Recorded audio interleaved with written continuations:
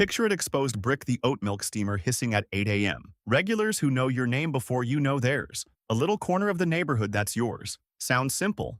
It is not simple. Nobody tells you this before you sign the lease. The coffee is not the business. The coffee is barely even the point. By the end of this video, you'll understand exactly why almost every cafe you've ever loved was one bad quarter away from closing, and why the owners who actually make money are running a completely different business than the one on the sign out front. The entry price. Nobody quotes you this range up front. A bare-bones cart or kiosk setup, espresso machine, grinder, a folding window, can get you open for as little as $60,000 to $100,000. That's the cheap version, and it's cheap for a reason. No seating, no kitchen, no real brand. Scale up to a proper sit-down cafe, a full build-out, a walk-in cooler, a hood system for food, enough seats to matter, and you're looking at $250,000 to $450,000 before you've sold a single latte. Espresso equipment alone can eat $25,000 to $40,000 of that. A commercial machine, a grinder, water filtration. And that's before you've paid rent on a space sitting empty during construction. In most cities,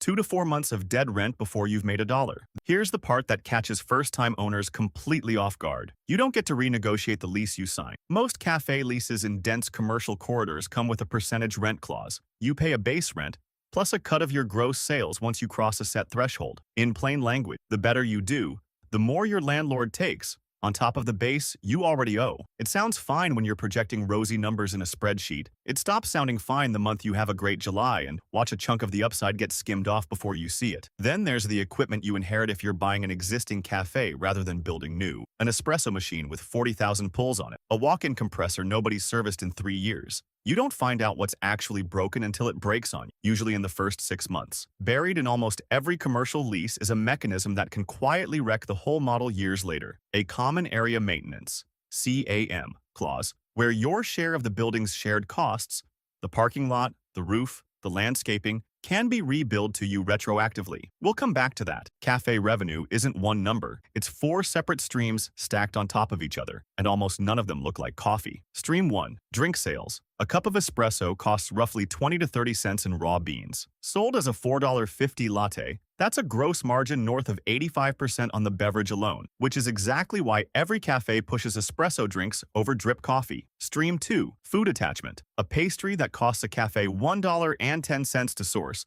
sold for $4.25, isn't really about the pastry. It's about basket size. The average ticket jumps 30 to 40% the moment a customer adds food, which is why the pastry case sits right at the register, not in the back. Stream 3. Retail. Bagged beans, branded mugs, merchandise. Low volume, but margins over 50%, and it's the only revenue stream that doesn't require staff labor to produce. Stream 4. The one nobody thinks about. Wholesale and catering. Selling beans or drip boxes to offices and events is often the single most profitable line in the whole business, because it has none of the labor cost of running a register. A full cafe is not a coffee shop with some extra products.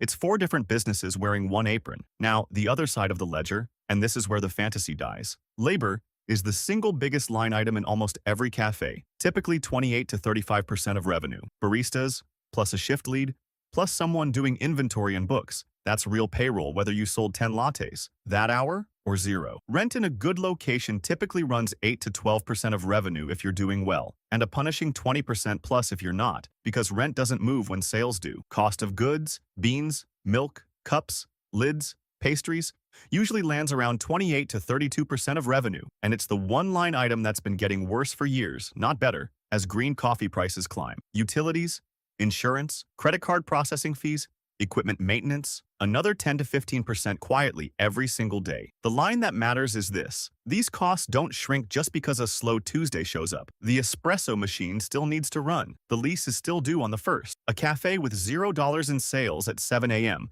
has already spent money on payroll, rent, and inventory before the doors even open. One single point of failure takes down more independent cafes than bad coffee ever has. Thin margins plus fixed debt service. Most independent cafes run on a 3 to 10% net margin in a good year. Genuinely thin. Industry-wide. Layer a small business administration loan or equipment financing on top of that, and you've got a fixed monthly payment that doesn't care whether foot traffic is up or down. One slow season, one rent increase, one new competitor opening across the street, and a cafe that looked profitable on paper for 2 years can flip to unsustainable within a single quarter because there's no cushion built into a 5% margin. This is the trap. It looks fine, right up until the one thing everything secretly depended on, steady foot traffic covering fixed costs, stops being steady. The real case study. This isn't hypothetical.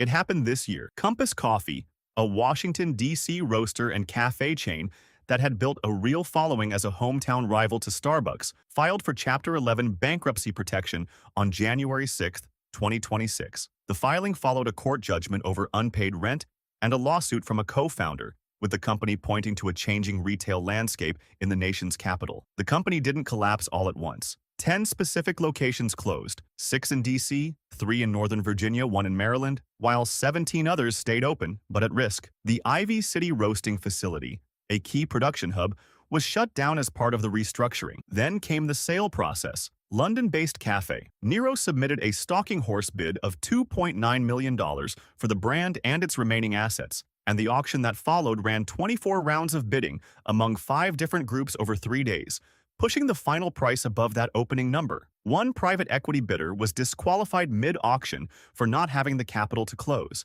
A chain with real brand recognition in a major city, brought down not by bad coffee but by unpaid rent, legal costs, and a lease structure that didn't bend when the numbers did. That's stage 4 and stage 5 of this video, playing out in real dollars. Good year versus bad year. Let's put a single 1,200 square foot cafe through both scenarios. Same categories, same line items. Good year, $650,000 in revenue. Labor at 30%, $195,000. Rent at 10%, $65,000. COGS at 30%, $195,000. Overhead at 12%, $78,000. Net before debt service, roughly $117,000. After a loan payment of $40,000 per year, about $77,000 in owner profit. Bad year. Revenue drops 15% to $552,500. A realistic dip from a new competitor or a slow economy. Labor barely moves because you still need people on shift. $185,000. Rent doesn't move at all. $65,000 now, 11.8% of a smaller number. COGS moves with sales. $165,750. Overhead barely moves.